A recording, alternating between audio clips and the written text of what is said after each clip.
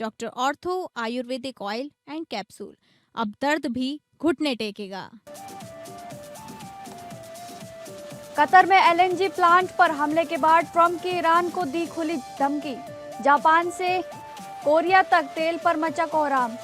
तेल की जंग में शेयर बाजार क्रैश, सेंसेक्स खुलते ही 1900 अंक टूटा।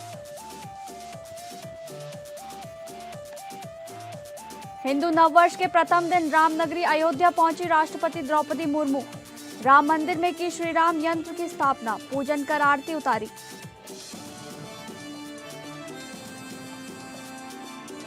देश में नवरात्रि की धूम, पहले दिन मां शैलपुत्री की हो रही है आराधना, मंदिरों में उमड़े भक्त।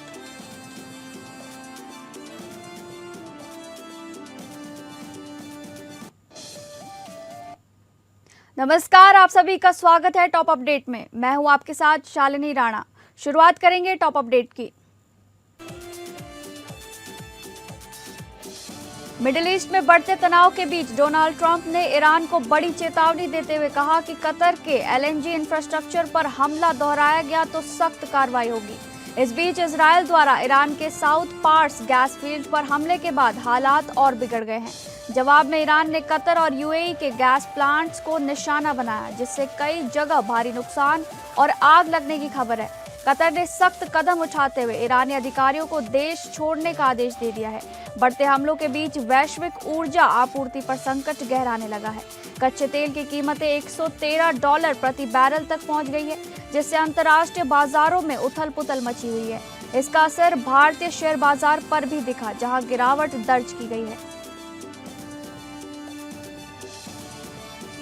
रामनगरी अयोध्या में हिंदू नववर्ष के प्रथम दिन भव्य और ऐतिहासिक आयोजन देखने को मिला। राष्ट्रपति द्रौपदी मुर्मू अयोध्या पहुंची, जहां उनका पारंपरिक तरीके से जोरदार स्वागत किया गया। पूरे शहर में सुरक्षा के कड़े इंतजाम रहे और प्रशासन पूरी तरह सतर्क नजर आया।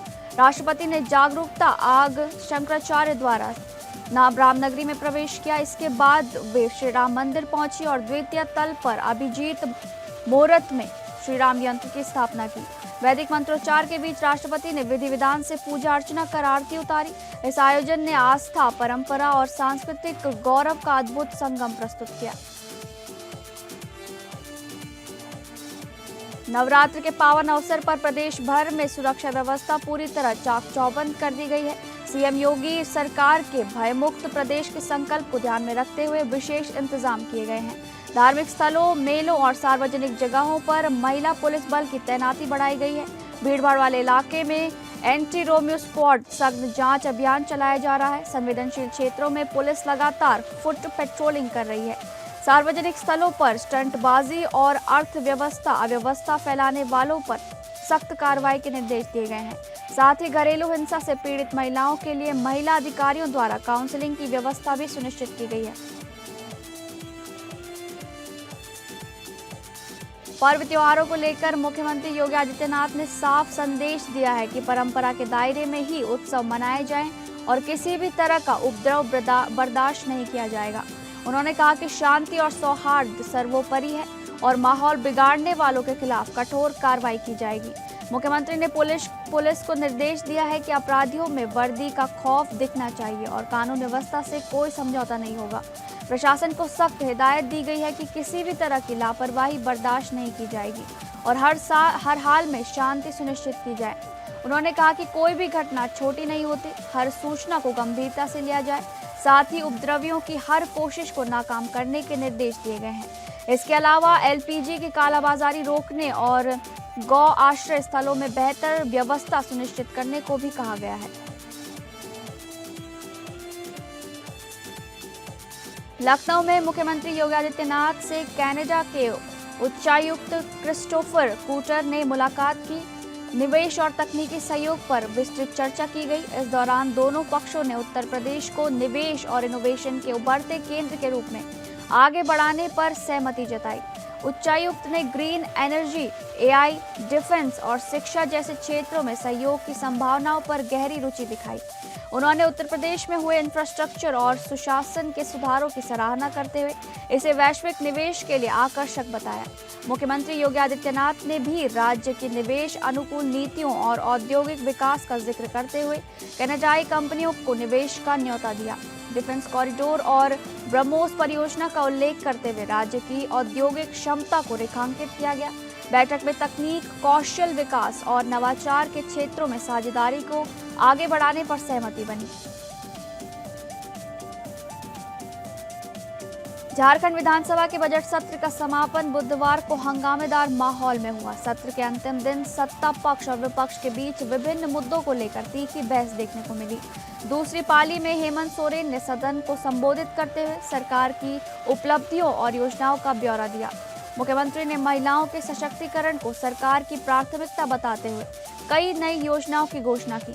मैया सम्मान योजना के तहत महिलाओं को आर्थिक सहायता देने के लिए बजट में विशेष प्रावधान किया गया है। इसके साथ ही मैया बलवान योजना, मैया उद्यमी योजना और जोहार परियोजना शुरू करने की बात कही गई। सरकार का दावा है कि इन योजनाओं से महिलाओं की आर्थिक भागीदारी और आत्मनिर्भरता को बढ़ावा मिलेगा। समाजवादी पार्टी कार्यालय के बाहर सपा महिला सभा की प्रदेश सचिव मनीषा ने अनोखा प्रदर्शन कर सरकार के खिलाफ नाराजगी जताई। सिर पर गैस सिलेंडर रखकर किए गए इस प्रदर्शन ने लोगों का ध्यान अपनी ओर खींचा। मनीषा ने आरोप लगाया कि एक हफ्ते से गैस सिलेंडर बुक करने के बावजूद डिलीवरी नहीं हो रही है, जिससे आम लोगों को भारी परेशानी का सामना करना पड़ रहा है। उन्होंने कहा कि महंगाई की मार से गरीब और मध्यम वर्ग के परिवारों की हालत खराब है और बच्चों को खाना खिलाना मुश्किल हो गया है। मनीषा ने कहा कि लकड़ियों से खाना बनाने की नौबत आ गई है, लेकिन अब लकड़ी भी उपलब्ध नहीं हो रही है। उन्होंने सरकार पर निशाना साधते हुए कहा कि जिनके परिवार नहीं है वे आम लोगों की परेशानी नहीं समझ सकते। प्रदर्शन के दौरान उन्होंने महंगाई और गैस संकट को लेकर सरकार से तत्काल समाधान की मांग की। उत्तर प्रदेश सरकार के 9 वर्ष पूरे होने पर कृषि मंत्री सूर्य प्रताप शाही ने प्रेस वार्ता कर सरकार की उपलब्धियों को गिनाया। उन्होंने कहा कि सरकार ने इन वर्षों में नवचेतना के साथ विकास कार्यों को गति दी है। मंत्री ने बताया कि किसान, मजदूर, बेरोजगार और आम जनता समेत हर वर्ग के लिए योजनाएं चलाई गई हैं। सरकार ने सबका साथ सबका विकास के सिद्धांत पर काम करते हुए किसी भी वर्ग को लाभ से वंचित नहीं रखा। किसानों को आर्थिक रूप से मजबूत करने के लिए कई योजनाएं लागू की गईं। वहीं युवाओं के लिए रोजगार और स्वरोजगार के अवसर बढ़ाए गए।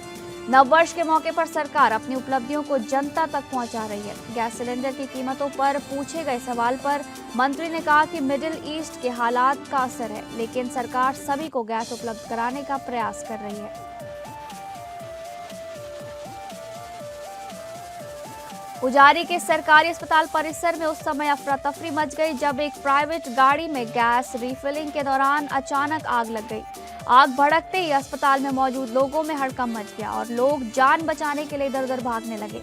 घटना के बाद स्थानीय लोगों ने आग बुझाने का प्रयास किया, लेकिन लपटें तेजी से फैलती रहीं। सूचना मिलते ही दमकल विभाग की टीम मौके पर पहुंची और आग पर काबू पाने के लिए कड़ी मशक्कत शुरू की।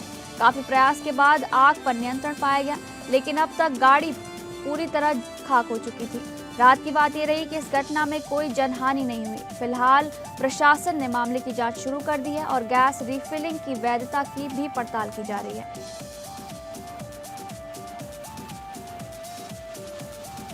शाहजहांपुर के जैतीपुर थाना क्षेत्र में विवाहित की संदिग्ध मौत का मामला सामने आया है। कोटा खास गांव निवासी सोहन पाल की 30 वर्षीय बेटी लाली ने कथित तौर पर फांसी लगाकर आत्महत्या कर ली। लाली की शादी करीब 8 साल पहले बदायूं के बिनावर थाना क्षेत्र के उमेश पाल से हुई थी। घटना के बाद मृतका के भाई विमलेश ने ससुराल पक्ष पर हत्या का आरोप लगाया है। उनका कहना है कि लाली के गले पर निशान है, जिससे गला दबाकर हत्या की आशंका जताई गई है। वहीं घटना के बाद ससुराल पक्ष के लोग मौके से फरार बताए जा रहे हैं। पुलिस ने शव को कब्जे में लेकर पोस्टमार्टम के लिए भेज दिया है और पूरे मामले की जांच में पुलिस जुटी हुई है। फतेहपुर में उस वक्त हड़कंप मच गया जब डाकघर और पासपोर्ट ऑफिस को बम से उड़ाने की धमकी भरा ईमेल सामने आया। डाकघर प्रभारी को मिले इस ईमेल में दोपहर 2:10 पर धमका करने की बात कही गई थी। सूचना मिलते ही एसपी अभिमन्यु मांगलिक भारी पुलिस बल के साथ मौके पर पहुंचे और स्थिति का जायजा लिया। पुलिस के साथ एलआईयू टीम ने भी पूरे परिसर में सघन तलाशी अभियान चलाया। हालांकि जांच के दौरान मौके पर कोई संदिग्ध वस्तु या विस्फोटक नहीं मिला। प्रशासन ने पूरे इलाके में सुरक्षा व्यवस्था कड़ी कर दी और लोगों से सतर्क रहने की अपील भी की। पुलिस अब ईमेल आईडी और स्रोत का पता लगाकर आरोपी के खिलाफ सख्त कार्रवाई की तैयारी में जुटी है।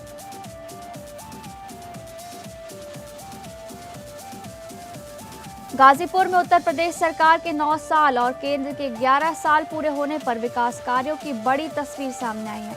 विकास भवन सभागार में आयोजित प्रेस वार्ता में एमएलसी विशाल सिंह चंचल ने सरकार की उपलब्धियों को विस्तार से गिनाया।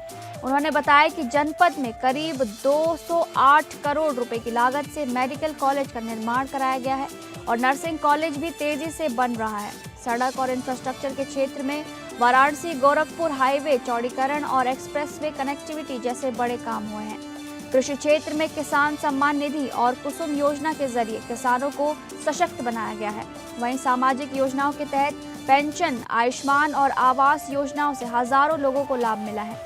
एमएलसी ने कहा कि इन योजनाओं से जिले में विकास को नई दिशा मिली है और सरकार हर वर्ग तक लाभ पहुंचा रही है। ग्रेटर नोएडा में बुधवार देर शाम आई तेज आंधी तूफान ने भारी तबाही मचा दी, जहां 150 से ज्यादा बिजली के पोल और खंभे टूटकर गिर गए। तेज हवाओं के चलते कई स्थानों पर ट्रांसफार्मर भी फॉल्ट हो गए, जिससे बिजली व्यवस्था पूरी तरह चरमरा गई। दादरी, दनकौर, रूबुपुरा और जेवर क्षेत्रों में हालात सबसे ज्यादा प्रभावित नजर आए। आंधी के कारण 1 दर्जन से अधिक गांवों की बिजली आपूर्ति पूरी तरह बाधित हो गई। अचानक आए तूफान से इलाके में अफरा तफरी का माहौल बन गया और लोग दहशत में आ गए। सूचना मिलते ही विद्युत विभाग की टीमें मौके पर पहुंची और मरम्मत कार्य में जुट गई। पूरी रात अधिकारी और कर्मचारी बिजली आपूर्ति बहाल करने के लिए युद्ध स्तर पर काम करते रहे।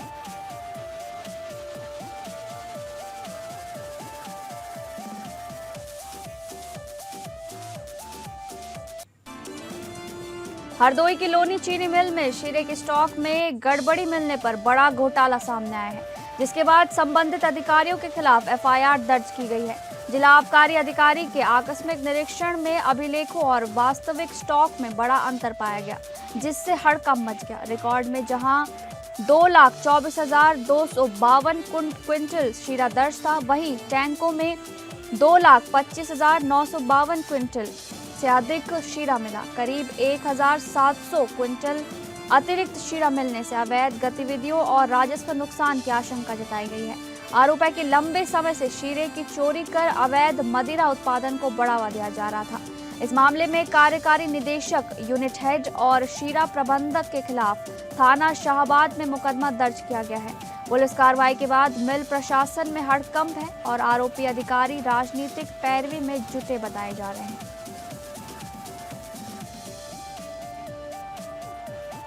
जौनपुर में प्रसिद्ध कथावाचक जय किशोरी के आगमन को लेकर भक्ति का माहौल देखने को मिला।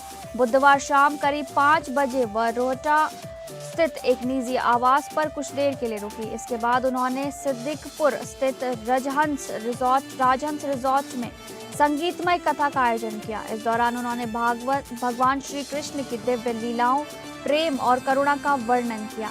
भजन कीर्तन के साथ ये धार्मिक कार्यक्रम रात 8 बजे तक चला। कथा में बड़ी संख्या में श्रद्धालुओं ने भाग लेकर भक्ति में सराबोर हुए। इस मौके पर कई मंत्री और जनप्रतिनिधि भी मौजूद रहे और उनका स्वागत किया गया। कानपुर के बिधनू थाना क्षेत्र में नाबालिग हत्या मामले में बड़ी कार्रवाई हुई है। पुलिस ने वांछित आरोपी को मुठभेड़ के बाद गिरफ्तार कर लिया। माधोपुर व भट्टा के पास चेकिंग के दौरान आरोपी ने पुलिस पर फायरिंग की। जवाब में पुलिस ने आत्मरक्षा में कार्रवाई करते हुए आरोपी को घायल कर दिया। घायल आरोपी सनी को उपचार के लिए सीएचसी बिधनू भेजा गया है। पुलिस ने आरोपी को हिरासत में लेकर आगे की जांच शुरू कर दी है। मामले में अन्य पहलुओं की भी गहनता से जांच जारी है। चैत्र नवरात्रि के पहले दिन उत्तर प्रदेश के कौशाम्बी जिले के काड़ाधाम में आस्था का जन सैलाब उमड़ पड़ा है। सुबह 5 बजे से ही मंदिर के पट खुलते ही दूर दराज से पहुंचे श्रद्धालुओं ने मां शीतला के दर्शन कर आशीर्वाद लिया। 9 दिवसीय मेले की शुरुआत के साथ मंदिर परिसर में लंबी कतारें देखने को मिल रही हैं। 19 मार्च से शुरू हुआ ये मेला 27 मार्च तक चलेगा, जिसमें हजारों भक्तों के पहुंचने की संभावना है। श्रद्धालुओं की सुरक्षा के लिए पूरे क्षेत्र को पुलिस छावनी में तब्दील कर दिया गया है और करीब 200 पुलिसकर्मी तैनात किए गए हैं। गंगा घाटों पर पीएसी, जल पुलिस और गोताखोरों को भी तैनात किया गया है। वहीं बैरिकेडिंग कर सुरक्षा के पुख्ता इंतजाम किए गए हैं। मेले में प्रसाद, नारियल और पूजन सामग्री की दुकानों पर भी अच्छी खासी भीड़ देखने को मिल रही है।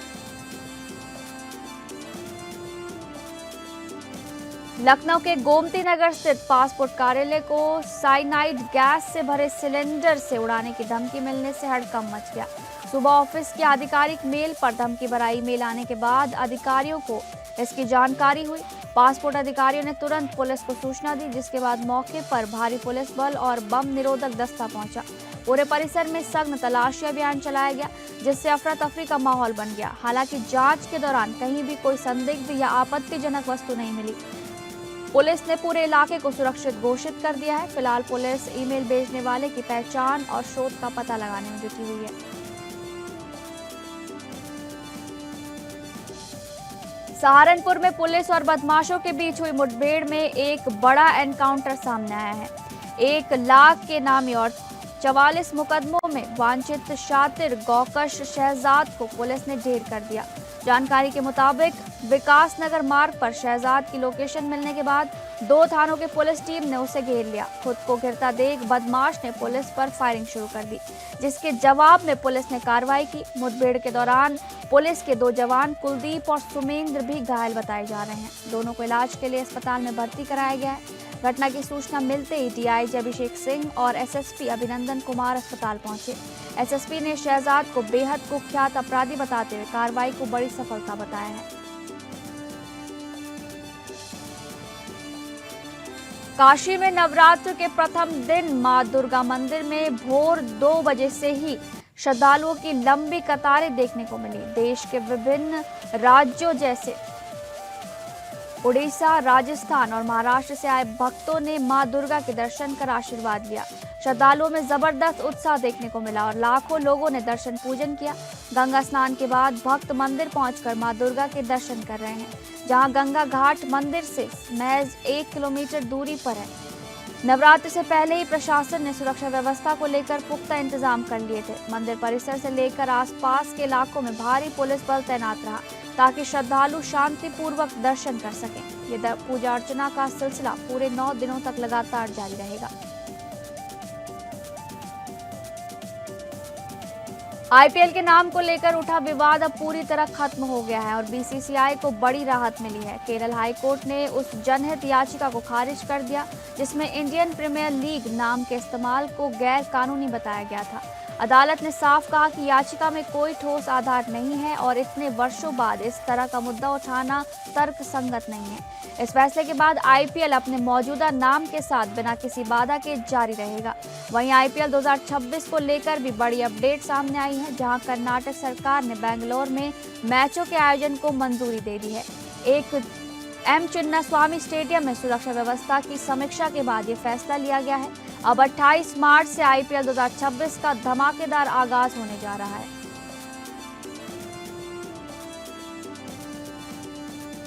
बॉलीवुड फिल्म धुरंधर 2 की ने रिलीज होते ही बॉक्स ऑफिस पर धमाकेदार शुरुआत कर दी है और पहले ही दिन शानदार रिस्पांस मिल रहा है। फिल्म ने ओपनिंग डे पर 50 करोड़ से ज्यादा का कलेक्शन कर इंडस्ट्री में नया रिकॉर्ड बना दिया है। दर्शकों के बीच फिल्म को लेकर जबरदस्त क्रेज देखने को मिल रहा है, जिसका असर सिनेमा घरों में हाउसफुल शोज के रूप में नजर आ रहा है। पेड प्रीव्यू और एडवांस बुकिंग में ही फिल्म ने करोड़ों की कमाई कर अपनी मजबूत शुरुआत के संकेत दे दिए थे। बड़े शहरों में फिल्म के टिकट तेजी से बिक रहे हैं और कई सिनेमा घरों ने शोज की संख्या भी बढ़ा दी है। सोशल मीडिया पर भी फिल्म को लेकर पॉजिटिव रिएक्शन सामने आ रहे हैं और कई सेलेब्स ने इसकी जमकर तारीफ की है। कुल मिलाकर धुरंधर 2 बॉक्स ऑफिस पर इस साल की सबसे बड़ी हिट बनने की तेजी से बढ़ती नजर आ रही है।